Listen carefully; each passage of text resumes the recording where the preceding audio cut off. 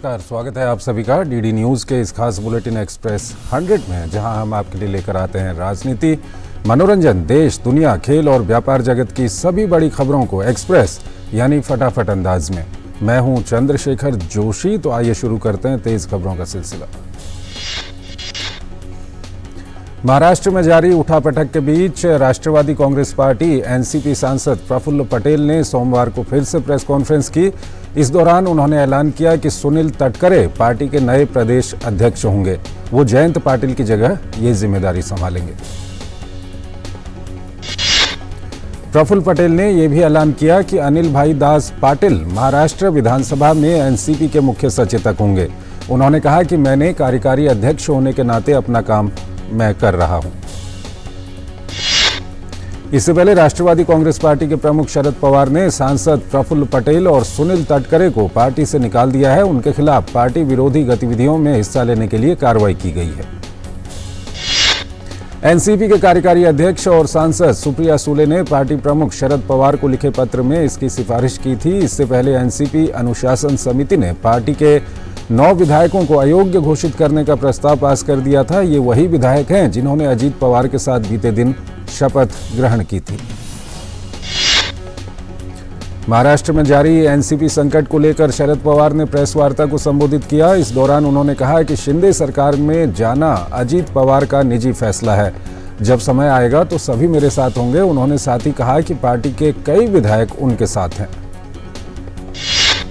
राष्ट्रवादी Congress party NCP में अजीत पवार की बगावत के एक दिन बाद सोमवार को पार्टी प्रमुख शरद पवार ने सतारा में समर्थकों को संबोधित किया। इस दौरान एनसीपी नेता ने कहा कि आज हम सभी को एकजुट रहने की जरूरत है। उन्होंने बीजेपी पर भी हमला बोला। सोमवार को शरद पवार महाराष्ट्र के सतारा पहुंचे और वाईबी चौहान को श्रद्धांजलि दी। सतारा के कराड में वाईबी चौहान स्मृति स्थल पर पार्टी समर्थकों को संबोधित किया। इसके पहले शरद पवार ने रोड शो कर अपनी ताकत दिखाई। राष्ट्रवादी कांग्रेस पार्टी की कार्यकारी अध्यक्ष सुप्रिया सुले आज मुंबई स्थित पार्टी दफ्तर पहुंची। अजीत पवार की बगावत के बाद एनसीपी की राष्ट्रीय कार्यकारिणी अध्यक्ष सुले एनसीपी दफ्तर में पहुंची। दफ्तर में पार्टी के बागी नेताओं की तस्वीरें हटाने का काम चल रहा है। एनसीपी में 2 फाड़ होने के बाद डिप्टी सीएम बने अजीत पवार के मुंबई स्थित आवास पर एनसीपी नेताओं और कार्यकर्ताओं के आने का सिलसिला चल रहा है। कहा जा रहा है कि अजीत पवार 5 तारीख को एक अहम बैठक करने जा रहे हैं, जिसमें पार्टी नेताओं और कार्यकर्ताओं को बुलाया गया है। अपने भतीजे अजीत पवार की बगावत के बाद शरद पवार अब अपने कुनबे को संभालने में जुट गए हैं और उन्होंने 5 जुलाई को बैठक बुलाई है। कहा जा रहा है कि इसमें महाराष्ट्र के सभी कार्यकर्ता और नेता शामिल होंगे और उसमें शरद पवार आगे की रणनीति तय कर सकते हैं। इस सब के बीच महाराष्ट्र में एनसीपी के अध्यक्ष जयंत पाटिल ने अजीत पवार समेत मंत्री पद की शपथ लेने वाले सभी विधायकों को अयोग्य घोषित करने की मांग की है। दल बदल कानून का हवाला देते हुए उन्होंने विधानसभा अध्यक्ष को चिट्ठी लिखी है और चुनाव आयोग को भी ईमेल भेजा है। तमाम अटकलों के बीच केंद्रीय मंत्री और भाजपा नेता नारायण राणे ने कहा है कि 2024 चुनाव होने तक महाराष्ट्र में यही सरकार रहेगी और एकनाथ शिंदे ही मुख्यमंत्री रहेंगे। उन्होंने ये भी दावा किया कि लोकसभा चुनाव में सभी विपक्षी दल मिलकर लोकसभा की 60 सीट भी नहीं ला पाएंगे। महाराष्ट्र की राजनीति को एक नया मोड़ देने वाले अजीत पवार के कदम को केंद्रीय मंत्री रामदास अठावले ने क्रांतिकारी कदम बताया। साथ ही रामदास अठावले ने यह भी कहा कि अजीत पवार के इस फैसले का असर राष्ट्रीय राजनीति पर भी देखने को मिलेगा और इससे विपक्ष के मजबूत गठबंधन के दावे को भी झटका लगा है। महाराष्ट्र में चल रही सियासी हलचल के बीच दिल्ली में राष्ट्रवादी छात्र कांग्रेस कार्यालय से एनसीपी के कार्यकारी अध्यक्ष प्रफुल्ल पटेल और एनसीपी छोड़ने वाले अन्य सभी नेताओं की फोटो हटा दी गई है। महाराष्ट्र की उठापटक और एनसीपी के सियासी भूचाल ने विपक्ष की एकता मुहिम पर करारा वार किया है। विपक्ष की होने वाली अगली बैठक की तारीख एक बार फिर बदल दी है। ये बैठक बेंगलुरु में ही होगी, लेकिन अब 13 जुलाई की जगह 17-18 जुलाई को होगी। प्रधानमंत्री नरेंद्र मोदी की अध्यक्षता में आज मंत्रिपरिषद की बैठक हुई। बैठक में मिशन 2047 समेत देश के विकास से जुड़े कई महत्वपूर्ण मुद्दों पर चर्चा हुई है।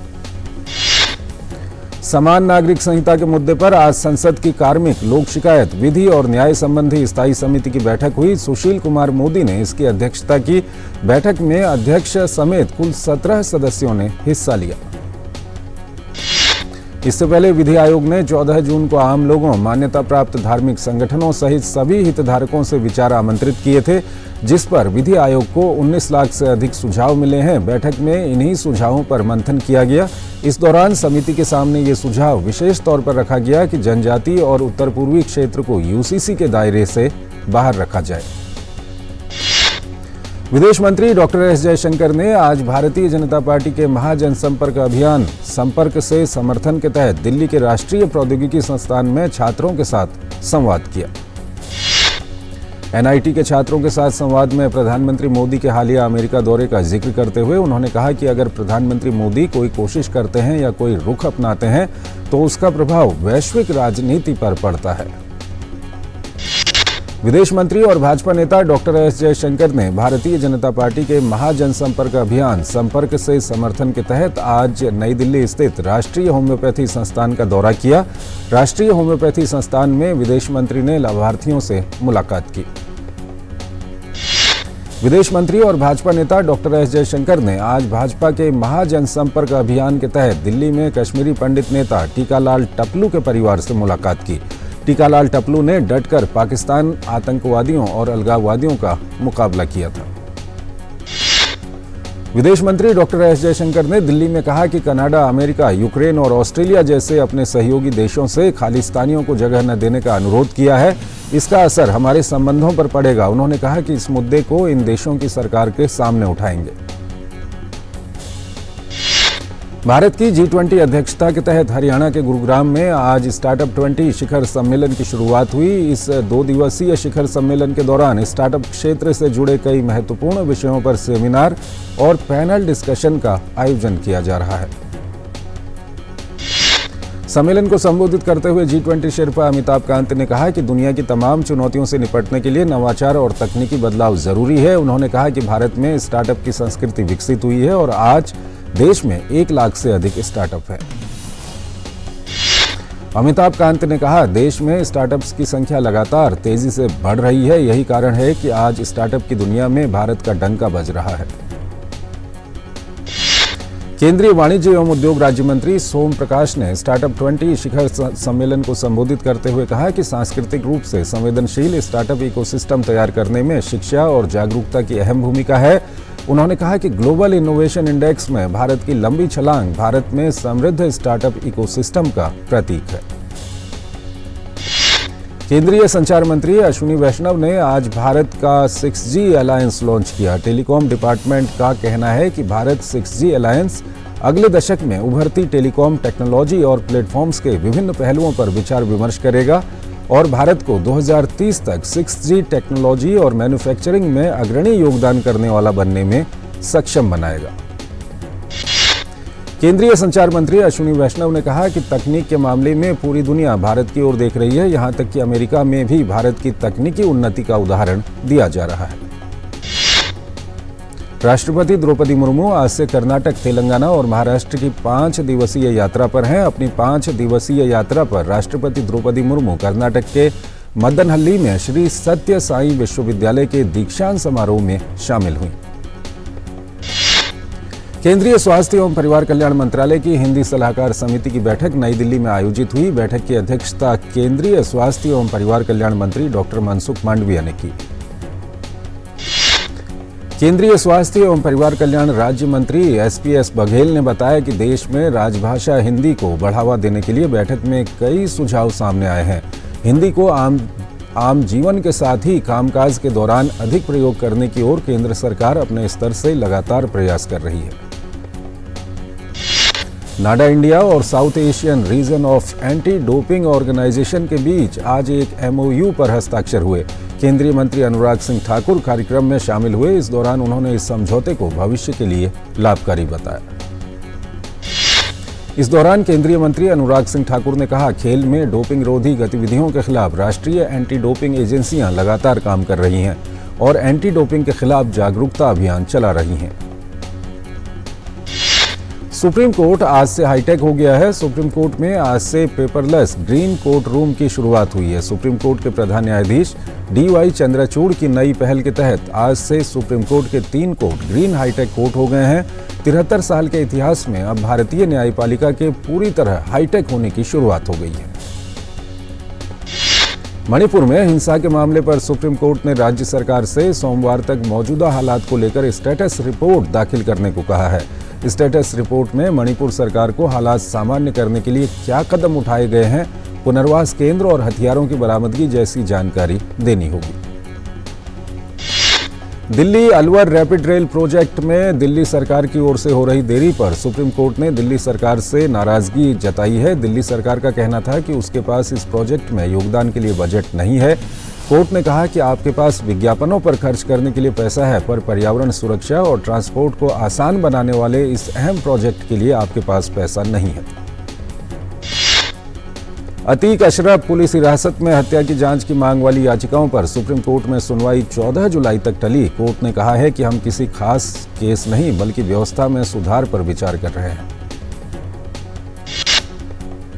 मनीष सिसोदिया को दिल्ली SC से राहत नहीं मिली। आबकारी नीति मामले में ईडी की ओर से दायर मनी लॉन्ड्रिंग केस में मनीष सिसोदिया की जमानत अर्जी दिल्ली SC ने खारिज कर दी। कोर्ट ने कहा, मनीष सिसोदिया दिल्ली सरकार में प्रभावशाली पद पर रहे हैं। जमानत मिलने पर गवाहों को प्रभावित करने की संभावना से इनकार नहीं किया जा सकता। नौकरी के बदले जमीन घोटाले में लालू परिवार की मुश्किलें बढ़ गई हैं। आरोप पत्र में बिहार के डिप्टी CM तेजस्वी यादव और कंपनियों समेत कई अन्य लोगों के नाम आरोपी के तौर पर शामिल हैं। CBI ने बिहार के डिप्टी CM तेजस्वी यादव, लालू यादव और राबड़ी देवी और अन्य के खिलाफ नौकरी के बदले जमीन घोटाले में आरोप पत्र दाखिल किया है। दिल्ली की राउज एवेन्यू कोर्ट में CBI की ओर से चार्जशीट दायर की गई है। बीजेपी सांसद सुशील मोदी ने कहा कि बिहार में भी बगावत की स्थिति बन रही है, क्योंकि नीतीश कुमार ने पिछले 17 सालों में कभी भी विधायकों और सांसदों को मिलने का समय नहीं दिया। लोगों को साल भर इंतजार करना पड़ता था, अब वो प्रत्येक विधायक और सांसद को 30 मिनट दे रहे हैं। आम आदमी पार्टी पर जनता के पैसे का दुरुपयोग करने का आरोप लगाते हुए आज दिल्ली भाजपा ने प्रेस वार्ता की। दिल्ली भाजपा प्रदेश अध्यक्ष वीरेंद्र सचदेवा ने कहा कि सुप्रीम कोर्ट ने आप सरकार को आड़े हाथ लिया है। कोर्ट ने कहा है कि दिल्ली सरकार के पास जनता पर पैसा खर्च करने को नहीं है, लेकिन विज्ञापन पर 500-600 करोड़ खर्च करते हैं। जम्मू कश्मीर के उपराज्यपाल मनोज सिन्हा ने श्रीनगर में बताया कि प्रशासन ने फैसला किया है कि प्रत्येक भूमिहीन को प्रधानमंत्री आवास योजना ग्रामीण के तहत 5 मरला भूमि दी जाएगी। ये जम्मू कश्मीर के लिए एक ऐतिहासिक दिन है और हजारों भूमिहीन परिवारों के लिए एक नई शुरुआत है। राजनीतिक दल अब अपना वित्तीय लेखा जोखा ऑनलाइन दाखिल कर सकेंगे। चुनाव आयोग 3 प्रकार के नामांकन दाखिल करने के लिए एक वेब पोर्टल खोल रहा है, जिसमें वो अपनी योगदान रिपोर्ट, लेखा परीक्षित वार्षिक खाता और राजनीतिक दलों द्वारा चुनाव व्यय विवरण इस वेब पोर्टल के जरिए दाखिल कर सकेंगे। अमरनाथ यात्रियों का चौथा जत्था आज जम्मू से रवाना हो गया है, जिसमें 4758 तीर्थयात्री पहलगाम और बालटाल के लिए रवाना हुए। 30 जून को उपराज्यपाल मनोज सिन्हा द्वारा इस पवित्र यात्रा में पहले जत्थे को हरी झंडी दिखाने के बाद से अब तक कुल 17,565 तीर्थयात्री तीर्थयात्रा कर चुके हैं।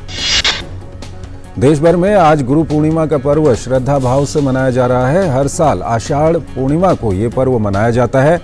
ये दिन गुरु की महिमा, शिक्षा की महत्वता और छात्र गुरु संबंध की महत्वपूर्णता को मान्यता देने के लिए विशेष रूप से समर्पित होता है। गुरु पूर्णिमा के अवसर पर श्रद्धालुओं ने गौरी शंकर मंदिर में पूजा अर्चना की। मणिपुर के मुख्यमंत्री एन बीरेन सिंह ने कहा कि राज्य सरकार ने संवेदनशील इलाकों में राज्य पुलिस और अर्धसैनिक बल को तैनात करने का निर्णय लिया है। एन बीरेन सिंह ने बताया कि राज्य ने 5 जुलाई से 1 से कक्षा 8 तक विद्यालयों को भी खोलने का निर्णय लिया है।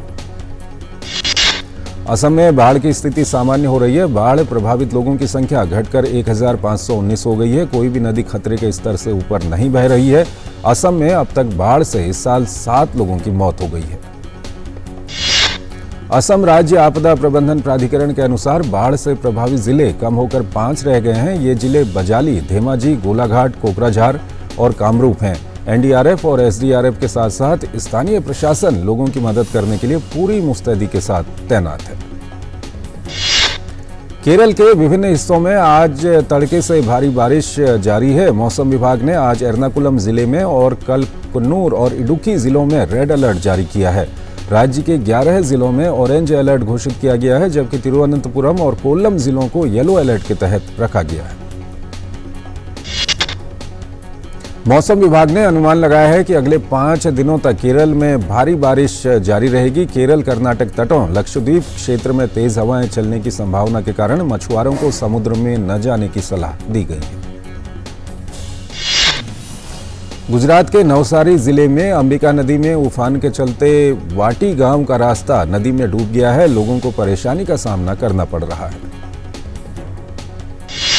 कर्नाटक के बेंगलुरु शहर में आज तेज बारिश हुई। बारिश की वजह से कई जगहों पर जल भराव देखने को मिला। उत्तर प्रदेश की राजधानी लखनऊ में आज सुबह बारिश हुई, जहां बारिश और तेज हवाओं से लोगों को गर्मी से राहत मिली है। वहीं मौसम भी काफी सुहावना हो गया है। उत्तर प्रदेश के मुख्यमंत्री योगी आदित्यनाथ ने कहा कि उत्तर प्रदेश में किसी तरह की अराजकता की कोई जगह नहीं है। चाहे रामनवमी हो या ईद हो, सभी त्योहार शांतिपूर्ण तरीके से मनाए गए। यूपी के एसडीजी कानून व्यवस्था ने बताया है कि धर्मांतरण के मामले में एसटीएफ ने 3 लोगों को गिरफ्तार किया है। गेमिंग ऐप के जरिए जो धर्मांतरण कराया जा रहा है, उसमें महाराष्ट्र से मुख्य अभियुक्त की गिरफ्तारी की गई है। अन्य की भी गिरफ्तारी की जाएगी। मध्य प्रदेश के इंदौर के मोहाड़ी वाटरफॉल पर सेल्फी लेते समय 2 युवक गहरे पानी में गिरे। एक को बचा लिया गया, जबकि दूसरे की मौत हो गई। यूपी के झांसी के सीपरी बाजार में दुकानों में आग लग गई। आग की चपेट में कई दुकानें आ गईं। हादसे में एक लड़की की मौत हो गई। यूपी के आजमगढ़ के एक होटल में आग लगी। अग्निशमन की 4 गाड़ियों को मौके पर भेजा गया। 3 लोगों को बाहर निकाला गया, जिसमें से 2 अस्पताल में भर्ती हैं। असम के नौगांव जिले में एक दर्दनाक सड़क हादसा हो गया है। असम के नौगांव जिले में रविवार को एक डंपर ट्रक ने एक मोटरसाइकिल को पीछे से टक्कर मार दी है, जिससे 2 बच्चों सहित 3 लोगों की मौत हो गई है। देश के प्रसिद्ध उद्योगपति अनिल अंबानी फेमा जांच के सिलसिले में मुंबई में प्रवर्तन निदेशालय के समक्ष पेश हुए। ईडी से जुड़े सूत्रों के अनुसार फेमा जांच के तहत अनिल अंबानी मुंबई में केंद्रीय एजेंसी प्रवर्तन निदेशालय के समक्ष पेश हुए। हफ्ते के पहले कारोबारी दिन सेंसेक्स 500 अंकों तक उछला और आखिरकार 486.49 अंकों की बढ़त के साथ पहली बार 65,000 के पार 65,205.05 अंकों के स्तर पर बंद हुआ। वहीं दूसरी ओर निफ्टी 133.50 अंकों की बढ़त के साथ 19,322.55 अंकों के स्तर पर बंद हुआ। सोमवार के कारोबारी सेशन के दौरान रुपया अमेरिकी डॉलर के मुकाबले 15 पैसे मजबूत होकर 81.95 पर बंद हुआ। सोमवार को सोना 100 रुपये टूटकर 59,150 रुपये प्रति 10 ग्राम पर आ गया। हालांकि चांदी 120 रुपये की बढ़त के साथ 71,200 रुपये प्रति किलोग्राम पर पहुंच गया। जीएसटी अपीलीय न्यायाधिकरणों की स्थापना करेगा। केंद्र जीएसटी परिषद की मंजूरी के बाद नियुक्त होंगे सदस्य। फ्रांस में पुलिस की गोलीबारी में उत्तरी अफ्रीकी मूल के एक किशोर की मौत के बाद पूरे फ्रांस में हुए दंगों के सिलसिले में रात भर में लगभग 160 लोगों को गिरफ्तार किया गया। 5 दिनों से चल रहे भारी दंगों के बाद अपेक्षाकृत शांति ने स्थिति पर नियंत्रण पाने की कोशिश कर रही इमैनुअल मैक्रों की सरकार को कुछ राहत दी। इजरायली सेना ने सोमवार को ऑपरेशन के दौरान जेनिन शहर पर ड्रोन हमलों से हमला किया। गोलीबारी में कम से कम 7 लोग मारे गए। हमलों की वजह से वेस्ट बैंक में हिंसा बढ़ गई। रूसी रक्षा मंत्री सर्गेई शोइगु ने आज कहा कि पिछले महीने वैगनर ग्रुप द्वारा किए गए एक संक्षिप्त विद्रोह ने यूक्रेन में रूस के विशेष सैन्य अभियान को प्रभावित नहीं किया। शोइगु ने कहा कि विद्रोह का उद्देश्य रूस को अस्थिर करना था, लेकिन सैनिकों की वफादारी के कारण असफल रहा। क्रेमलिन ने आज 24 जून को हुए सशस्त्र विद्रोह के संदर्भ में कहा कि खुफिया सेवाओं सहित सभी सरकारी एजेंसियां और मंत्रालय वैसे ही काम कर रहे थे जैसे उन्हें करना चाहिए। यूक्रेन के राष्ट्रपति ज़ेलेंस्की ने रूस को चेतावनी देते हुए कहा कि रूस काला सागर में शर्तें तय नहीं करेगा। स्पेन के प्रधानमंत्री पेड्रो सांचेज ने सोमवार को मैड्रिड में यूरोपीय आयोग के अध्यक्ष उर्सुला वॉन डेर लियेन और यूरोपीय संघ के कॉलेज ऑफ कमिश्नरों का स्वागत किया। स्पेन ने यूरोपीय संघ की 6 महीने की अध्यक्षता का कार्यभार संभाल लिया है। जापान के टोक्यो शहर की एक इमारत में विस्फोट हो गया। विस्फोट से एक चौराहे पर मलबा बिखर गया और हवा में धुआं फैल गया। विस्फोट में 4 लोगों के घायल होने की सूचना है। विल्नियस में जुलाई में होने वाले शिखर सम्मेलन से पहले नेटो सदस्यता के लिए स्वीडन का रास्ता तुर्की और हंगरी द्वारा अवरुद्ध किया गया। फिनलैंड अप्रैल में नेटो में शामिल हो गया, जिसने स्वीडन के साथ मिलकर आवेदन किया था, लेकिन तुर्की ने सुरक्षा चिंताओं का हवाला देते हुए स्वीडन की सदस्यता को रोका हुआ है। चीन के यूनान प्रांत में मूसलाधार बारिश के कारण अचानक बाढ़ आ गई। देश भर में कई हफ्तों से जारी भारी बारिश ने कई लोगों के लिए मुसीबत खड़ी कर दी है और इसके खत्म होने का कोई संकेत नहीं दिख रहा है। हांगकांग पुलिस ने 8 कार्यकर्ताओं के लिए गिरफ्तारी वारंट जारी किया। हांगकांग पुलिस ने सोमवार को 8 विदेश आधारित कार्यकर्ताओं पर विदेशी मिलीभगत और अलगाव के लिए उकसाने सहित गंभीर राष्ट्रीय सुरक्षा अपराधों का आरोप लगाया। नेटो गठबंधन को मजबूत करने के लिए अमेरिकी राष्ट्रपति जो बाइडेन ब्रिटेन, लिथुआनिया और फिनलैंड की यात्रा पर जाएंगे। 9 से 13 जुलाई की अपनी यात्रा के दौरान राष्ट्रपति बाइडेन किंग चार्ल्स तृतीय और प्रधानमंत्री ऋषि सुनक के साथ बातचीत के लिए सबसे पहले लंदन की यात्रा करेंगे। अमेरिका की वित्त मंत्री जेनेट येलेन अमेरिका चीन संबंधों को बेहतर बनाने के लिए चल रहे प्रयासों के तहत बृहस्पतिवार को बीजिंग की यात्रा करेंगी। उनकी यात्रा का मकसद अमेरिका और चीन के बीच संवाद बढ़ाना है। पिछले सप्ताह लुसाने डायमंड लीग जीतने वाले ओलंपिक भाला फेंक चैंपियन नीरज चोपड़ा ने कहा है कि उन पर 90 मीटर का मार्क पार करने का कोई दबाव नहीं है। नीरज चोपड़ा का अगला लक्ष्य अगस्त में बुडापेस्ट में होने वाली विश्व चैंपियनशिप है। नीरज का कहना है कि उनकी कोशिश 100% फिट रहकर विश्व चैंपियनशिप में उतरने की होगी। अमेरिका की चौथी वरीयता प्राप्त जेसिका पेगुला को विंबलडन के दूसरे दौर में जगह बनाने के लिए कड़ी मशक्कत करनी पड़ी। जेसिका ने पहले दौर के मुकाबले में हमवतन लॉरेन डेविस को 6-2, 6-7, 6-3 से हराया। पुरुष एकल वर्ग में 7वीं वरीयता प्राप्त आंद्रे रुबलेव ने विंबलडन के दूसरे दौर में जगह बना ली है। पहले दौर के मुकाबले में रुबलेव ने ऑस्ट्रेलिया के मैक्स पर्सेल को 6-3, 7-5, 6-4 से हराया। ऑस्ट्रेलिया के टेनिस खिलाड़ी निक किर्गियोस ने साल के तीसरे ग्रैंड स्लैम विंबलडन से अपना नाम वापस ले लिया है। किर्गियोस ने विंबलडन से हटने का फैसला कलाई की चोट के चलते लिया। ऑस्ट्रेलिया के off spinner Nathan Lyon Ashes series के बाकी मुकाबलों से बाहर हो गए हैं। लॉर्ड्स में खेले गए एशेज के दूसरे टेस्ट के दूसरे दिन नाथन लियोन के पैर में चोट लग गई थी। भारत के अविनाश साबले ने स्विट्जरलैंड में आयोजित हुए स्टॉकहोम डायमंड लीग में पुरुषों की 3000 मीटर स्टीपल चेज स्पर्धा में 5वां स्थान हासिल किया। उन्होंने रेस को पूरा करने में 8 मिनट 21.88 सेकंड का समय लिया।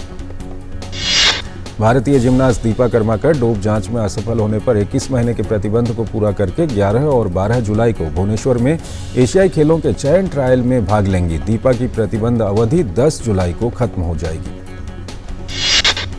भारत की 18 सदस्यीय बैडमिंटन टीम 2 सप्ताह के कड़े प्रशिक्षण शिविर के बाद जूनियर एशिया चैंपियनशिप में भाग लेने के लिए मंगलवार को इंडोनेशिया के लिए रवाना होगी। चैंपियनशिप का आयोजन 7 से 16 जुलाई तक इंडोनेशिया में होगा। इंग्लैंड ने यूरोपियन अंडर 21 चैंपियनशिप के सेमीफाइनल में स्थान बना लिया है। इंग्लिश टीम ने क्वार्टर फाइनल में पुर्तगाल को 1-0 से हराकर अंतिम 4 में प्रवेश किया। यूरोपियन अंडर 21 चैंपियनशिप के एक अन्य क्वार्टर फाइनल में यूक्रेन ने फ्रांस को 3-1 से हराकर सेमीफाइनल में प्रवेश किया। यूक्रेन का सामना 5 जुलाई को स्पेन के साथ होगा। इंग्लिश क्लब लिवरपूल ने हंगरी के मिडफील्डर डोमिनिक ज़ोबोस्लाई के साथ करार किया है। 5 साल के लिए हुआ ये करार 70 मिलियन यूरो में हुआ है। ब्राजील ने 20 जुलाई से होने वाले महिला विश्व कप के लिए अपनी तैयारियों को अंतिम रूप देना शुरू कर दिया है। इसी कड़ी में टीम ने अपने अंतिम घरेलू वार्म अप मैच में चिली को 4-0 से हरा दिया। फ्रांस के क्लब आरसी स्ट्रासबर्ग एल्सिस ने पूर्व फुटबॉलर पैट्रिक वेरा को क्लब का नया कोच बनाया है। क्लब ने वेरा के साथ 3 साल का करार किया है। OMG 2 से अक्षय कुमार का पहला लुक सामने आ गया है। नए पोस्टर में अक्षय कुमार को एकदम अलग अवतार में देखा जा सकता है। लंबी जटाओं, गले में भस्म और रुद्राक्ष की माला पहने अक्षय भोलेनाथ महादेव के अवतार में नजर आ रहे हैं। सनी देओल और अमीषा पटेल की आगामी फिल्म गदर 2 में हुई नाना पाटेकर की एंट्री। नाना पाटेकर ने गदर 2 के लिए अपनी आवाज दी है। शाहरुख खान की आगामी फिल्म जवान के मेकर्स ने 3 जुलाई को फिल्म के ट्रेलर रिलीज की अपडेट शेयर की है। अपडेट के अनुसार जवान का trailer Hollywood film mission impossible 7 के साथ थिएटर्स में जारी किया जाएगा। फिल्म 7 सितंबर को सिनेमाघरों में रिलीज होगी। कार्तिक आर्यन और कियारा आडवाणी की फिल्म सत्य प्रेम की कथा बॉक्स ऑफिस पर अच्छा परफॉर्म कर रही है। फिल्म ने चौथे दिन यानी रविवार को 12 करोड़ रुपए का कलेक्शन किया है। इसके साथ ही पहले वीकेंड पर फिल्म ने टोटल 38 करोड़ रुपए की कमाई कर ली है। रणबीर कपूर अभिनीत फिल्म एनिमल की रिलीज 4 महीने टाल दी गई है। पहले ये फिल्म 11 अगस्त को रिलीज होनी थी, लेकिन अब ये 1 दिसंबर को रिलीज होगी। सिद्धार्थ मल्होत्रा की अगली फिल्म योद्धा की रिलीज डेट आगे बढ़ी। फिल्म अब 15 दिसंबर 2023 को थिएटर्स में रिलीज होगी। फिल्म में सिद्धार्थ मल्होत्रा, दिशा पाटनी और राशि खन्ना लीड रोल में हैं।